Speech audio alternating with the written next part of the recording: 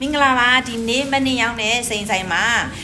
စိန်နဲ့ဗရမ များနဲ့လက်စုကလေးကိုလာအပ်ပေးတာဖြစ်ပါတယ်ယောက်ျားလေးကိုလက်စုပါကဲလက်ဆောင်တွေပြပေးဒါလက်ဆောင်ပတ်စံအိတ် FV ဘယ်ဟာကြိုက်လဲကဲလက်ဆောင်အိတ်လေးရပါမယ်ပြီးလို့ရှိရင်မကားကူပွန်ကဘတ်3သိန်း1000ကျော်ဖြစ်သွားတဲ့အတွက်ရွှေကလစ်ကလေးလက်ဆောင်ရပါတယ်ရွှေကလစ်ကလေးလက်ဆောင်ရတယ်ပြီးလို့ရှိရင်ကားကူပွန်လေးတွေ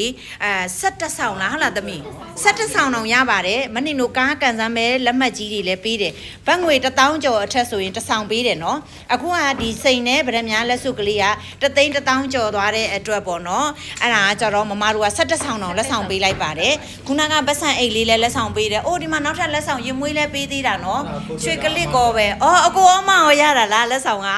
မိုက်တယ်ကွာဒီစိန်လက်စွပ်လေးကိုအားပေးသွားတာဖြစ်ပါတယ်ဒါကတော့စိန်နဲ့ဗရမ များလေးဖြစ်ပါတယ်ရှင်စိန်နဲ့ဗရမ များလေးယောက်ျားလေးဝတ်လေးအားပေးသွားတာပါစိန်တွေကဖြက်လက်ပြီးလာပြီးတော့ဗရမ များလေးဆိုလဲအရန်လာတာပါကဲအခုလိုမျိုးအားပေးသွားတဲ့အတွက်ကျေးဇူးအများကြီးတင်တယ်နော်မနှင်းရှိတဲ့နေရာတွေတိုင်းမှာလိုက်လာတယ်ရွှေကလစ်လက်ဆောင်ကအဲ့ဒါအများအကြီးကြီးပဲတွေ့လားရွှေကလစ်လည်းလက်ဆောင်ရတယ်လက်ဆောင်ဘယ်နှမျိုးလဲ4မျိုးနော်ပတ်စံအိတ်ရဲ့ကားကန်ဆန်းပဲ17ဆောင်ရဲ့ရင်မွေးရဲ့ပတ်စံအိတ်ရဲ့နော်လက်ဆောင်တွေလည်းအများကြီးပေးတာဖြစ်ပါတယ်အဲ့တော့မနှင်းရောင်းနေတဲ့တလာဘန်းမောက